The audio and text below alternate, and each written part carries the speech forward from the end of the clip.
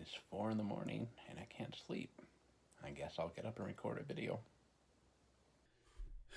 I don't know if I have always been a lousy sleeper, but I do know this.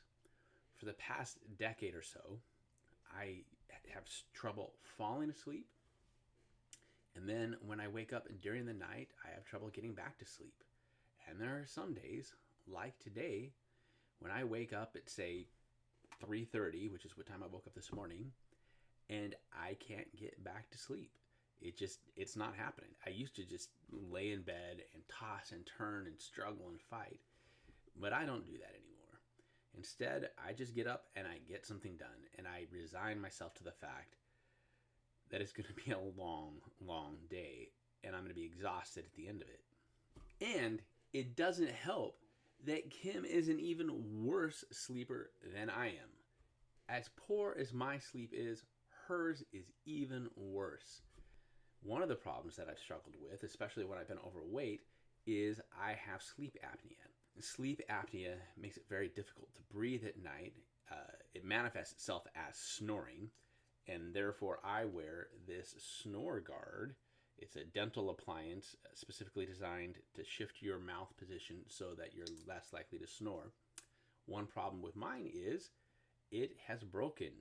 I grind my teeth at night, and recently I ground them so hard that the snore guard snapped in two. I still wear it because I can kind of make it work. But thanks to the coronavirus epidemic, the sleep clinic at which I got the snore guard, it's not open, so they can't fix it. Another thing that I do to try to help myself sleep better is I tend to listen to audiobooks. If I listen to an audiobook, I'm much more likely to get good sleep. It helps me fall asleep. I fall asleep within minutes, and then I'm able to stay asleep. And when I wake up in the middle of the night, as I do, I'm able to get back to sleep.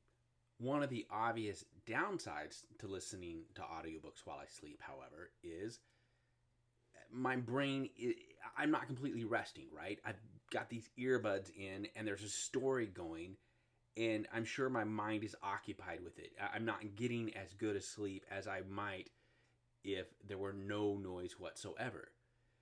But when there's no external noise whatsoever, the internal noise is keeping me up. So this is my compromise. Another thing is I try not to consume caffeine after lunch because I know caffeine is going to mess with my sleep. Exercise really helps me sleep, so when I get exercise, that's a good thing. I don't know. There's really not much else that has worked for me.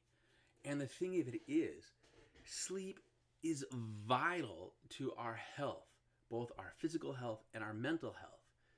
And I know that. So when I get poor sleep, it's very, very frustrating. And in fact, I think it's the source of some of the issues I have with depression and anxiety. If I were to actually sit down and log the days where I have poor sleep and compare them to the days where my mental health is askew, I think there would be a pretty clear correlation. And that's part of the problem with the alcohol and why I've stopped drinking alcohol. The alcohol helps me get to sleep, but then the quality of sleep that I have after drinking is very poor. And I'm pretty sure that's one of the reasons that when I drink, I struggle even more with anxiety and depression. The bottom line is I don't sleep very well, and it's frustrating. The poor sleep leads to poor mental health, leads to poor performance during my daily activities. I wish I could get a handle on this, but I don't know what to do.